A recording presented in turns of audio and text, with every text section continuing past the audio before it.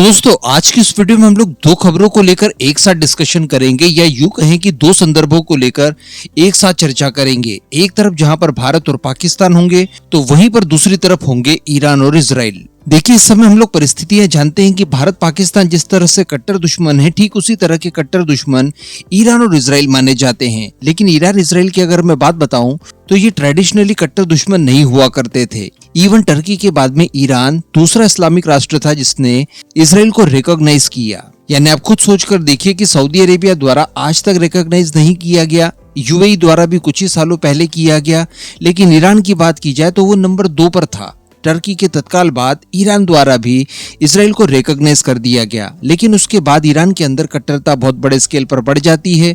Iran actually Persia से Iran बनना शुरू कर देता है, पर्शियन लोग वहां से पलायन कर देते हैं और उसके बाद ये कट्टरता इस लेवल की बढ़ जाती है कि आज ईरान और इजराइल एक दूसरे के दुश्मन बन चुके हैं और ईरान अपने प्रॉक्सीज के जरिए एक बहुत बड़े स्केल पर इजराइल के साथ युद्ध भी लड़ रहा है। लेकिन युद्ध की इस समय स्पेशली परिस्थितियां देखी जाए तो इजराइल को बड़ा एज दिखाई दे रहा है। न केवल उसने हमास को डिस्ट्रॉय कर दिया है बल्कि वो हिजबुल जो कि लेबनान से ऑपरेट करता है और जिसके बारे में पहले ये समझा जा रहा था कि इससे युद्ध करना यानी इजराइल द्वारा आत्मघाती प्रयास करने जैसा होगा, उसे भी डिस्ट्रॉय इन सेकंड्स वाले शो की तरह पूरी तरह से डिस्ट्रॉय कर दिया कुछ ही दिनों के अंदर। पहले तो मजाक मजाक में ही इन लोगों ने पेजर ब्लास्ट किए जिससे कि उनके घुंघरू वगैरह और उनके जो मोरल थे वो सारे कुछ टूट गए। उसके बाद इन्होंने जो स्ट्राइक्स वगैरह की है जिसमें नसरुल्लाह को भी मार गिराया है, ये बहुत बड़ी बात मानी जा सकती है। इवन इनकी कमर इस लेवल की टूट चुकी है कि अब इजराइल द्वारा हिजबुल्लाह को भी छोड़कर हुतियों के ऊपर अटैक करना और उनके ऊपर पूरा फोकस करना शुरू कर दिया है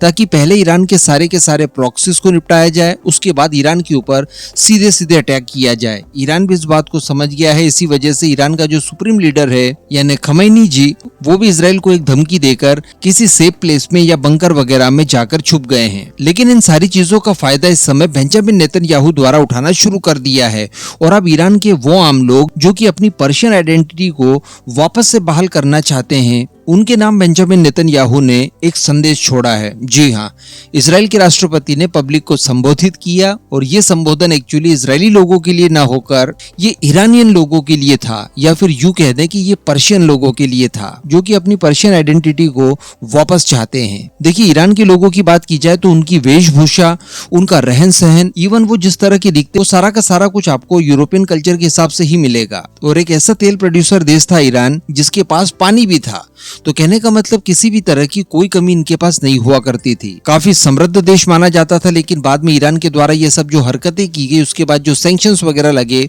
उसके बाद इनकी आर्थिक स्थिति खराब हो गई, कट्टरता बढ़ गई और आज की परिस्थितियां तो ऐसी है कि इनके पास प्रॉपर खाना भी नहीं है। तो यहाँ पर पर्शियन लोगों को संबोधित करते हुए बेंजामिन नेतन्याहू द्वारा यही कहा कि देखिए आपको एक बार फ्री होना है, जो करंट गवर्नमेंट है या जो करंट प्रशासन है आपके यहाँ, इससे एक बार आपको आजादी चाहिए। अगर ऐसा हो जाता है और एक डेमोक्रेटिक गवर्नमेंट आपके देश में इलेक्ट हो जाती है, उसके बाद आप देखेंगे कि दुनिया भर के इन्वेस्टर्स आपके यहाँ आकर इन्वेस्ट कर पाएंगे, दुनिया भर के देश आपसे तेल एंड गैस खरीदेंगे। इसके साथ साथ दो पुरानी सिविलाइजेशन यानी पर्शियन और जूइश, ये दोनों आपस में पहले की तरह ट्रेड भी कर पाएंगे, जिससे कि दोनों देशों में खुशहाली आएगी और ये सारा कुछ मारकाट वगैरह ये खत्म हो जाएगा। तो ये एक्चुअली बहुत ही बड़ा मूव था और काफी ज्यादा कारगर भी साबित हो सकता है, क्योंकि पिछले कुछ समय से ईरान के अंदर लगातार जिस तरह का प्रोटेस्ट देखने के लिए मिल रहा है, जो वो खुलापन चाहते हैं, जो फ्रीडम चाहते हैं, और उसको लेकर डाटा जो कई तरह की बड़ी बड़ी संस्थाएं पेश करती है, एक्चुअली ईरान में मेजॉरिटी लोग इस समय अपनी करंट आइडेंटिटी से छुटकारा पाना चाहते हैं। तो ऐसे सभी लोगों के नाम इन्होंने एक मैसेज किया है। अगर मोरली इजराइल को वहां से सपोर्ट मिलना शुरू हो जाता है तो ये एक्चुअली गेम चेंजर हो सकता है। तो ये एक तरह का इंफॉर्मेशन वॉरफेयर हो सकता है जो कि इजराइल द्वारा इस समय घायल ईरान के खिलाफ लड़ना शुरू कर दिया गया है, और ये अगर सक्सीड होता है तो आप ऐसा भी समझ सकते हैं कि ईरान के लोग खुद ही अपने प्रशासन का तख्ता पलट कर देंगे। और एक बार अगर ऐसा होता है तो एक्चुअली वो सारी चीजें वास्तविक हो सकती है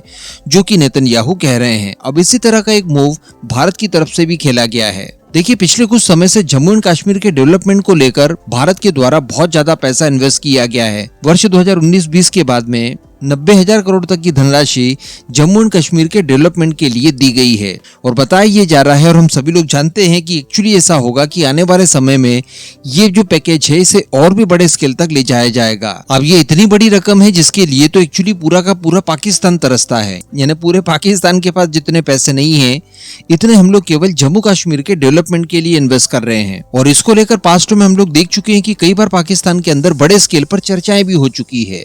तो इसी को एड्रेस करते हुए भारत के डिफेंस मिनिस्टर राजनाथ सिंह जी द्वारा एक बहुत ही बड़ा वक्तव्य दिया गया जो कि काफी ज्यादा सराहनीय था। उन्होंने स्पष्ट तौर पर यह कहा कि अगर पाकिस्तान हमसे अच्छे संबंध रखता तो हम उसकी बहुत बड़े लेवल पर मदद कर सकते थे। एक्चुअली इस समय की हम लोग परिस्थितियां देख सकते हैं कि IMF हो, वर्ल्ड बैंक हो या इस तरह की जमाने भर की जो वित्तीय संस्थाएं हैं उन सभी के द्वार जा जाकर इन्होंने अपने लिए लोन की व्यवस्थाएं करनी शुरू कर दी है। कहीं से मिल रहा है तो कहीं से वापस भगा दिया जाता है और जहां से दिया भी जाता है वो कठोर कंडीशंस के साथ ही दिया जाता है। तो इन सब का इम्पैक्ट जो है वहां की आम जनता के ऊपर पड़ता है और कसूरवार अगर देखा जाए तो वहां की सेना है और इसके अलावा वहां की लीडरशिप है जो कि भारत के खिलाफ लगातार साजिशें करते हैं, आतंकी घटनाओं को अंजाम देते हैं और लोगों को भरगलाने की कोशिशें करते हैं। तो राजनाथ सिंह जी द्वारा यही कहा गया कि अगर ये सारी चीजें न हो तो सोचिए हम आपकी किस लेवल पर मदद कर सकते हैं। आपको न तो IMF के पास जाने की जरूरत है, न ही वर्ल्ड बैंक के पास जाने की जरूरत है। इतनी मदद तो हम लोग खुद ही आपकी कर सकते हैं और इसके बदले में आपसे वैसा व्यवहार भी नहीं किया जाएगा जैसा कि चाइना द्वारा किया जाता है कि फलानी जमीन आपकी हथिया ली, फलाना पोर्ट आपका ले लिया। इस तरह की चीजें तो भारत के पास है ही नहीं। एग्जाम्पल अगर देखना हो तो नेपाल है, श्रीलंका है, बांग्लादेश है या फिर आप रिसेंटली मालदीव को देख सकते हैं। इन सभी पड़ोसियों की भारत द्वारा हर संभव मदद की गई। इवन इन्होंने जितना लोन लेकर अपने आप को बर्बाद किया था उस लोन से ज्यादा धनराशि भारत ने सहायता के तौर पर दे दी, लेकिन इसके बावजूद इनका थोड़ा सा भी मिसयूज नहीं किया। इसके अलावा इसी तरह का एक एग्जाम्पल पाकिस्तान के भी एकदम पड़ोस में है यानी अफगानिस्तान में। तो भला पाकिस्तान को हम लोग कैसे छोड़ देते। इस तरह से पाकिस्तान की भी मदद भारत द्वारा की जा सकती थी और पाकिस्तान के लोग भी एक अच्छा जीवन जी सकते थे। तो बिल्कुल उसी तरह की बात जो कि बेंजामिन नेतन्याहू द्वारा पर्शियन लोगों से कही गई वैसी बात राजनाथ सिंह जी के द्वारा पाकिस्तानी लोगों के सामने भी रखी गई। अब देखने वाली बात ये रहेगी कि ये लोग कितना इसे समझ पाते हैं। बाकी इन दोनों मुद्दों के ऊपर आपका क्या मानना है नीचे कमेंट करके जरूर बताइएगा।